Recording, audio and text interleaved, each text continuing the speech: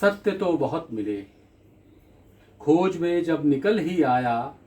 सत्य तो बहुत मिले, कुछ नए कुछ पुराने मिले, कुछ अपने कुछ बिराने मिले, कुछ दिखावे कुछ बहाने मिले, कुछ अकड़ू कुछ मुंह चुराने मिले, कुछ घुटे मंजे सफ़ेद पोश मिले, कुछ ईमानदार खाना बदोश मिले।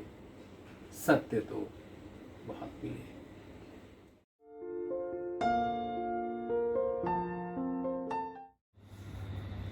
नमस्कार, शेखर वाणी में एक बार फिर से आपका बहुत बहुत स्वागत है। मैं हूं अरुण शेखर, लेकर आया हूं एक और कड़ी, और इस बार बात कविताओं की। क्योंकि शुरुआत में आपने देखा कि जो कविता मैंने पढ़ी वो कविता है अज्ञे की। मेरे पसंदीदा लेखकों में से एक अज्ञे। उनकी कविताएं और उनकी जो कहानियां हैं, उनके जो उपन्यास हैं, कुछ अलग धरातल के हैं, लेकिन मुझे पसंद है। उनकी जो रचनाएं पसंद हैं, उनमें से बहुत बहुत प्रिय है मुझे वो है असाध्य वीणा। ये कविता कुछ ऐसी है कि इसमें कहानी है और अध्यात्म है, कला है, ये सारी चीज़ों को लेकर के ये कविता बुनी गई है। साउंड्स हैं, बहुत सारी ध्वनियाँ हैं इसमें। तो ये कविता मैं प्रस्तुत करूं उससे पहले संक्षेप में उसकी कहानी बता दूं, फिर इस कविता को समझना आपके लिए बहुत आसान हो जाएगा। जैसा कि नाम से जाहिर है, असाध्य वीणा एक ऐसी वीणा है जिसे साधा नहीं जा सका, यानी कि जिसे बजाया नहीं जा सका। ये वीणा है। अब उसकी कहानी यूं है कि एक वीणा है जो एक राज्य में रखी है, जिसे बजाया नहीं गया है। तो बजाया नहीं गया तो क्या समस्या है? न बजे। लेकिन है समस्या ये है कि उस वीणा के न बजने की वजह से उस राज्य में उदासी है, सन्नाटा है, जीवन नहीं है। जीवन में जीवन नहीं है।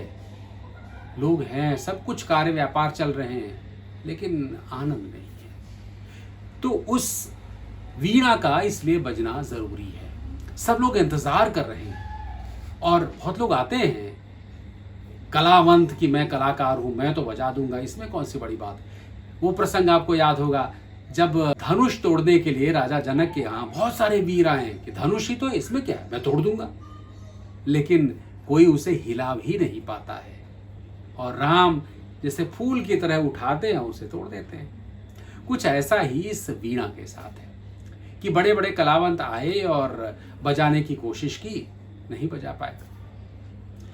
अंत में एक आता है प्रियंवद, और वो आता है तो राजा कहते हैं, उसके बारे में थोड़ा सा संक्षेप में बताते हैं कि वीणा कैसे आई, कहाँ से आई, कैसे बनी, उसका थोड़ा विस्तार देते हैं। उसके बाद कहते हैं कि भाई आप बजा लेंगे इसको। सबने कोशिश की, आप देखिए। फिर वो जो प्रियंवद है वो कहता है कि मैं क्या बजाऊंगा, मैं तो एक शिष्य हूँ, साधक हूँ, मैं कोई कलावंत नहीं हूँ। और फिर उस वीणा को रखता है, उस वीणा को शोधता है, उसके अंदर जाता है, उसकी समझो कि अपने को सौंपता है। इस तरह से वो उसके तरीके जाता है कि मतलब वो याद करता है कि वीणा क्या थी, क्या पूरा ब्रह्मांड थी, वीणा में क्या था, वीणा कैसे बनी, क्या उसके अंतर में जाता जाता है। और उसके बाद एक दिन वीणा बजती है। जो वीणा बजती है तो फिर क्या होता है? होता ये है कि सब अपना अपना सुनते हैं। राजा कुछ अलग सुनता है, रानी कुछ अलग सुनती है, और प्रजाजन है कुछ अलग सुनते हैं। और उसके बाद फिर आनंद बिखर जाता है जीवन में, राज्य में। और फिर उस तरह से कहता है कि भाई धन्यवाद, मैंने जो बजाया वो मेरा कुछ नहीं था ना, वीणा का भी नहीं था, एक्चुअली आपके अंदर ही वो संगीत है, वही बजा है, उसी को आपने सुना है, ये सिर्फ एक माध्यम था। तो कहने का तात्पर्य यही है कि इस वीणा के माध्यम से सबने अपने को शोधा, अपने को खोजा, अपने को पाया। ये इस कविता का मूल है। तो अब हम शुरुआत करते हैं कविता की। आ गए प्रियंवद केश कंबली गुफागे, राजा ने आसन दिया कहा, कृतकृत्य हुआ मैं तात, पधारे आप भरोसा है अब मुझको, साध आज मेरे जीवन की पूरी होगी। लघु संकेत समझ राजा का गण दौड़े, लाए असाध्य वीणा, साधक के आगे रख उसको हट गए। सभा की उत्सुक आंखें एक बार वीणा को लख टिक गई प्रियंवद के चेहरे पर। ये वीणा उत्तराखंड के गिर प्रांतर से, घने वनों में जहां तपस्या करते हैं व्रतचारी, बहुत समय पहले आई थी। पूरा तो इतिहास न जान सके हम, किंतु सुना है वज्र कीर्ति ने मंत्रपूत जिस अति प्राचीन किरीटी तरु से इसे गढ़ा था, उसके कानों में हिम शिखर रहस्य कहा करते थे अपने। उसके कंधों पर बादल सोते थे, उसकी करिशुंडों सी डालें हिम वर्षा से पूरे वनयूथों का कर लेती थी परित्राण। कोटर में भालू बसते थे, केहरि उसके वलकल से कंधे खुजलाने आते थे। और सुना है जड़ उसकी जा पहुंची थी पाताल लोक, जिसकी गंध प्रवण शीतलता से फणतिका नाग वासुकी सोता था। उसी किरीटी तरु से वज्र कीर्ति ने सारा जीवन इसे गढ़ा। हठ साधना यही थी उस साधक की। वीणा पूरी हुई, साथ साधना, साथ ही जीवन लिया। राजा रुके, सांस लंबी लेकर फिर बोले, मेरे हार गए सब जाने माने कलावंत, सबकी विद्या हो गई अकारत दर्पचूर। कोई ज्ञानी गुणी आज तक इसे न साध सका। अब ये असाध्य वीणा ही ख्यात हो गई, पर मेरा अब भी है विश्वास, कृच्छ तप वज्र कीर्ति का व्यर्थ नहीं था। वीणा बोलेगी अवश्य, पर तभी इसे जब सच्चा स्वर सिद्ध गोद में लेगा। तात प्रियंवद, लो ये सम्मुख रही तुम्हारे वज्र कीर्ति की वीणा। ये मैं, ये रानी, भरी सभा, ये सब उदग्र परिउत्सुक, जनमात्र प्रतीक्षमाण। केश कंबली गुफा गेह ने खोला कंबल, धरती पर चुपचाप बिछाया। वीणा उस पर रख, पलक मूंद कर प्राण खींच करके प्रणाम, अस्पर्श छुअन से छुए तार। धीरे बोला, राजन मैं कलावंत हूं नहीं, शिष्य साधक हूं, जीवन के अनकहे सत्य का साक्षी। वज्र कीर्ति, प्राचीन किरीटी तरु, अभिमंत्रित वीणा, ध्यान मात्र इसका तो गदगद बिहिवल कर देने वाला है। चुप हो गया प्रियंवद, सभा भी मौन रही। वाद्य उठा, साधक ने गोद रख लिया, धीरे धीरे झुक उस पर तारों पर मस्तक टेक दिया। सभा चकित थी। अरे प्रियंवद क्या सोता है? केश कंबली अथवा होकर पराभूत झुक गया वाद्य पर। वीणा सचमुच क्या है असाध्य, पर उस स्पंदित सन्नाटे में मौन प्रियंवद साध रहा था वीणा। नहीं, स्वयं अपने को शोध रहा था। सघन निविड़ में वो अपने को सौंप रहा था उसी किरीटी तरु। कौन प्रियंवद है कि दंभ कर इस अभिमंत्रित कारुवाद्य के सम्मुख आवे? कौन बजावे ये वीणा जो स्वयं एक जीवन भर की साधना रही? भूल गया था केश कंबली राजसभा को, कंबल पर अभिमंत्रित एक अकेलेपन में डूब गया था, जिसमें साक्षी के आगे था जीवित वही किरीटी तरु जिसकी जड़ वासुकी के फण पर थी आधारित, जिसके कंधों पर बादल सोते थे और कान में जिसके हिमगिरी कहते थे अपने रहस्य, संबोधित कर उस तरु को करता था नीरव एका लाप प्रियंवत। ओ विशाल तरु, शत सहस्त्र पल्लवन पतझरों ने जिसका नित रूप संवारा, कितनी बरसातों कितने खद्योतों ने आरती उतारी, दिन भांवरे कर गए गुंजरित, रातों में झिल्ली ने अनथक मंगल गान सुनाए। सांझ सवेरे अनगिन अनचिन्हे खगकुल की मोद भरी क्रीड़ा का कल डाली डाली को कपा गई। ओ दीर्घ काय, ओ पूरे झारखंड के अग्रज, तात सखा गुरु आश्रय त्राता महच्छाय, ओ व्याकुल मुखरित वन ध्वनियों के वृंदगान के मूर्त रूप, मैं तुझे सुनूं देखूं ध्याऊं। अनिमेष स्तब्ध संयत निर्वाक, कहां साहस पाऊं छू सकूं तुझे, तेरी काया को छेद बांध कर रची गई वीणा को, किस स्पर्धा से हाथ करे आघात, छीनने को तारों से एक चोट में वो संचित संगीत, जिसे रचने में स्वयं न जाने कितनों के स्पंदित प्राण रच गए। नहीं, ये वीणा मेरी गोद रही है रहे, किंतु मैं ही तो तेरी गोदी बैठा मोद भरा बालक हूं। ओ तरुतात, संभाल मुझे, मेरी हर किलक पुलक में डूब जाए, मैं सुनूं बोलूं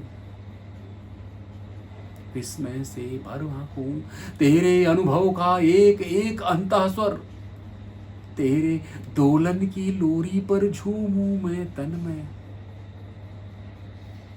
तू गा गा तू, तेरी लय पर मेरी सांसें भरे पूरे, रीतें विश्रांति पाए। गा तू, ये वीणा रखी है तेरा अंग अपंग, किंतु तू अंगी आत्मभरित रसविद। तू गा, मेरे अंधियारे अंतस में आलोक जगा, स्मृति का श्रुति का। तू गा तू गा तू गा। मुझे स्मरण है बदली कौंध पत्तियों पर वर्षा बूंदों की पटपट, घनी रात में महुए का चुपचाप टपकना, चौके खग शावक की चिहुक, शिलाओं को दुलराते बन झरनों के द्रुत लहरीले जल का कल निनाद, कुहरे में छन कर आती पर्वती गांव से उत्सव ढोलक की थाप, गडरिये की अनमनी बांसुरी, कटफोड़े का ठेका, फुल सुहनी की आतुर फुरकन, ओस बूंद की ढरकन कि जैसे झरते झरते मानो हर सिंगार का फूल बन गई। भरे शरद के ताल लहरियों की झरझर ध्वनि, कूंजो काकरे कार कांद लंबी टिटिब की, पंख युक्त सायक सी हंस बला का, चीड़ वनों में गंध अंध उन्मद मतंग की, जहां तहां टकराहट, जल प्रपात का प्लुत एक स्वर, झिल्ली दादुर कोकिल चातक की झंकार, पुकारों की यति में संस्कृति की साए साए साए। हाँ मुझे स्मरण है, दूर पहाड़ों से काले मेघों की बाढ़, हाथियों का मानो चिंगाड़ रहा हो यूथ, खरखराहट चढ़ती बहिया की, रेतीले कगार का गिरना छप छड़ाप, झंझा की फुफकार तप्त, पेड़ों का अररा कर टूट टूट कर गिरना, ओले की कर्री चपत, जमे पाले से तनी कटारी सी सूखी घासों की ऐंठन, सूखी मिट्टी का स्निग्ध घाम में धीरे धीरे रिसना, हिम तुषार के फाहे धरती के घावों को सहलाते चुपचाप, घाटियों में भरती गिरती चट्टानों की गूंज, कांपती मंद्र गूंज अनुगूंज, सांस घोई सी धीरे धीरे नीरव। मुझे स्मरण है हरी तलहटी में छोटे पेड़ों की ओट ताल पर, कमल कुमुद पत्रों पर शोर पैर द्रुत धावित जल पंछी की चाप, थाप दादुर के चकित छलांगों की, पंथी के घोड़े की टाप अधीर, अचंचल धीर थाप भैंसों के भारी खुर की। मुझे स्मरण है उझक क्षितिज से किरण भोर की पहली जब तकती है ओस बूंद को, सहसा उस क्षण की चौकी सी सीर, और दोपहरी में जब अनदेखे घास फूल खिल जाते हैं, मौमाखियां असंख्य झूमती करती हैं गुंजार, उस लंबे विलंबे क्षण का तंद्रालस ठहराव, और सांझ को तारों की तरल कपकपी स्पर्शहीन झरती है, तब मानो नभ में तरल नैन ठिठकी, निसंख्य संवत्सा युवती माताओं के आशीर्वाद, उस संधि निमिष पुलकन की लीयमान ये स्मरण है, और चित्र प्रत्येक स्तब्ध विजड़ित करता है मुझको। सुनता हूं मैं पर हर स्वर कंपन लेता है मुझको मुझसे शोक, वायु सा नाद भरा उड़ जाता हूं मैं। मुझे स्मरण है पर मुझको मैं भूल गया हूं, सुनता हूं मैं पर मुझसे परे शब्द में लीयमान। मैं नहीं, मैं कहीं नहीं, ओ रे तरु, ओ वन, ओ स्वर संभार नाद में संस्कृत, मुझे क्षमा कर भूल अकिंचनता की मेरी, मुझे ओट दे ढक ले छाले, ओ शरण्य मेरे गूंगे पन को तेरे सोए स्वर सागर का ज्वार डुबा ले।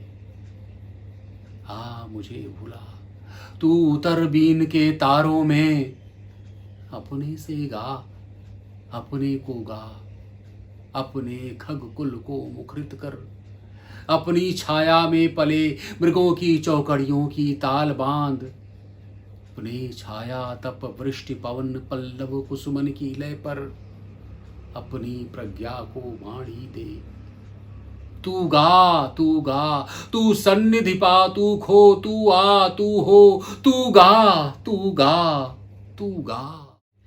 राजा जागे, समाधिस्थ संगीतकार का हाथ उठा था, कांपी थी उंगलियां, अलस अंगड़ाई लेकर मानो जाग उठी थी वीणा, किलक उठे थे स्वर शिशु, जालिक मायावी सधे करों से धीरे धीरे धीरे डाल रहा था जाल हेम तारों का।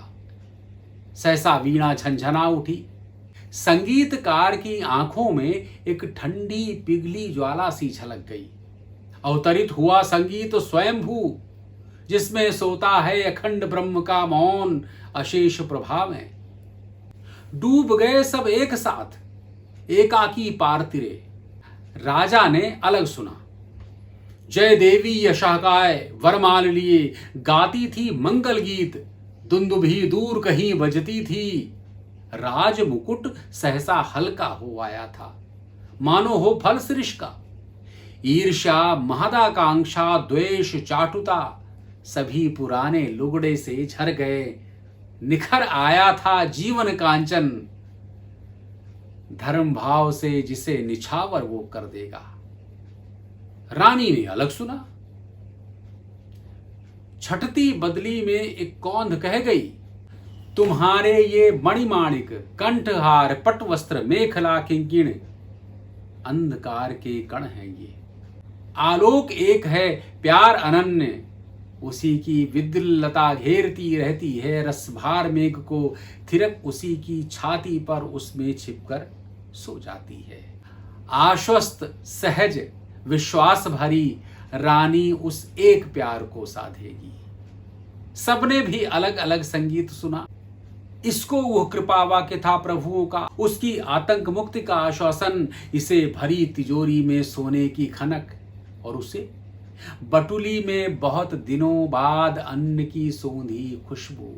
एक किसी को जाल फंसी मछली की तड़पन, एक अपर को चहक मुक्त नभ में उड़ती चिड़िया की, एक तीसरे को मंडी की ठेलम ठेल गाहकों की आस्पर्धा भरी बोलियां, और एक चौथे को मंदिर की तालयुक्त घंटा ध्वनि, और पांचवे को लोहे पर सधे हथौड़े की सम चोटें, और छठे को लंगर पर कसमसा रही नौका पर लहरों की अविराम थपक, बटिया पर चमरौंधे की रुंधी चाप सातवें के लिए, और आठवें को कुलिया की कटी बेड़ से बहते जल की छुलछुल। इसे गमक नट्टिन की एड़ी के घुंघरू की, उसे युद्ध का ढोल, इसको संझा गोधूली की लव टुनटुन, और उसे प्रलय का डमरू नाद। इसको जीवन की पहली अंगड़ाई, पर उसे महाजृंभ विकराल काल। सब डूबे झिपे तिरे जागे, हो रहे वशंबद्ध स्तब्ध। इयत्ता सबकी अलग अलग जागी, संगीत हुई पा गई विलय, वीणा फिर मूक हो गई। साधु साधु राजा सिंहासन से उतरे, रानी ने अर्पित की सतलड़ी माल, जनता बिहवल हो कह उठी, धन्य धन्य हे स्वरजित, धन्य धन्य। संगीतकार वीणा को धीरे से नीचे रख, मानो गोदी में सोए शिशु को पालने डालकर मुग्धा मां हट जाए, दीठ से दुलराती उठ खड़ा हुआ। बढ़ते राजा का हाथ उठा करता आवर्जन बोला, श्रेय नहीं कुछ मेरा, मैं तो डूब गया था स्वयं शून्य में। मैंने अपने को सब कुछ को सौंप दिया था, सुना आपने जो तो मेरा नहीं। न वीणा का था, वो सब कुछ की तथता थी। महाशून्य, वो महामौन, अविभाज्य अनाप्त अद्रवित अप्रमेय शब्दहीन, जो सब में गाता है, जो सब में गाता है। नमस्कार कर मुड़ा प्रियंवद, लेकर कंबल गेह गुफा को चला गया। उठ गई सभा, सब अपने अपने काम लगे, युग पलट गया। प्रिय श्रोताओं, यो मेरी वाणी भी मौन हुई। तो ये थी कविता असाध्य वीणा सच्चिदानंद हीरानंद वात्स्यायन अज्ञेय की। अगर ये कविता आपको अच्छी लगी है तो निश्चित रूप से लाइक कीजिए, कमेंट कीजिए, शेयर कीजिए, और हाँ, सब्सक्राइब करना मत भूलिए, और उसके बगल में जो घंटी है प्लीज़ उसे भी बजा दीजिए। धन्यवाद।